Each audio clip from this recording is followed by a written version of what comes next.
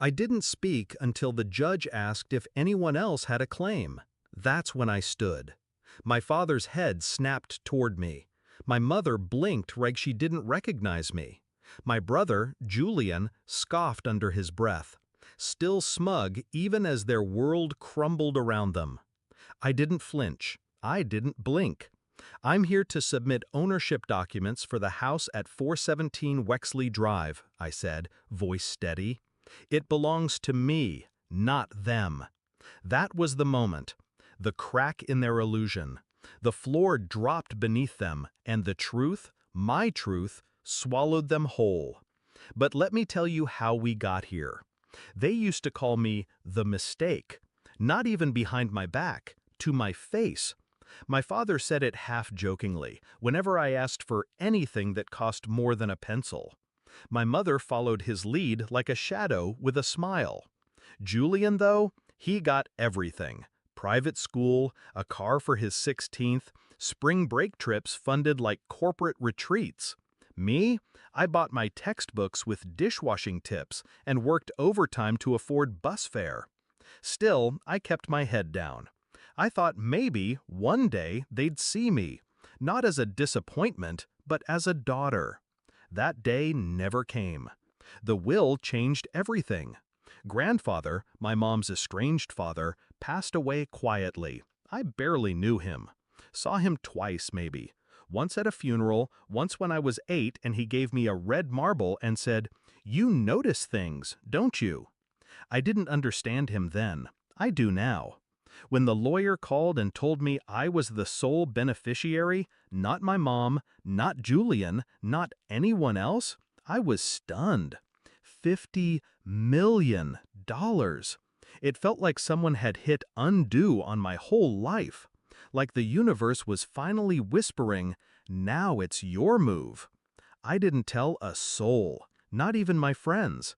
I acted like nothing changed, because in their eyes, it hadn't. I was still the charity case at Thanksgiving, the afterthought in family group chats, the one expected to clean up while Julian sipped champagne.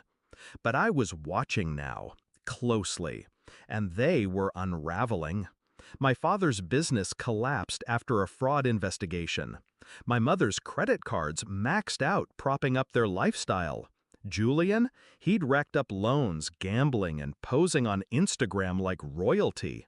That's when I started buying.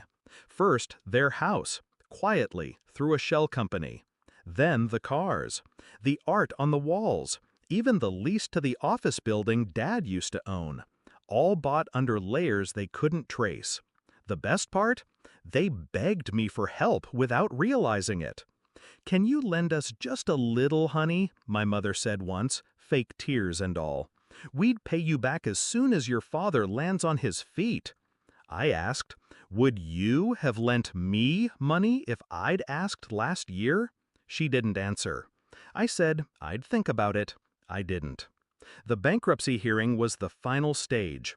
I waited until the creditors listed off their assets.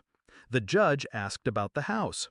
Dad stood, puffed up like the man he used to be. "It's ours," he said. "We've lived there for 20 years." That's when I stood.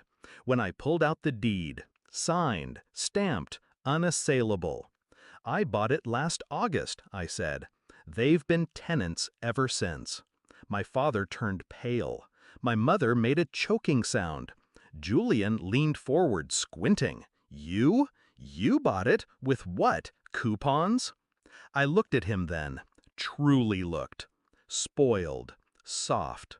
The golden child turned rust. "With money," I said, "the kind you earn when people underestimate you." Afterward, they didn't speak to me. Not that it mattered. I wasn't there for closure. I was there to end the charade. They moved out a week later, quietly, like ghosts in the daylight. The house? I donated it to a women's shelter. Seemed fitting. A place where people would actually be seen. Julian called once, asked how I did it. I paid attention, I said, and I waited. Sometimes revenge doesn't need fire or fury. Sometimes it looks like silence. A blank expression in a courtroom. a signature on a deed, a locked door that used to be yours. I still don't spend much. I live in a modest apartment, drive the same used car. People think I'm strange for it. But I don't need validation. I don't crave their applause. I've already won. They just didn't realize it until I stood up and said, "The owner of that house is me."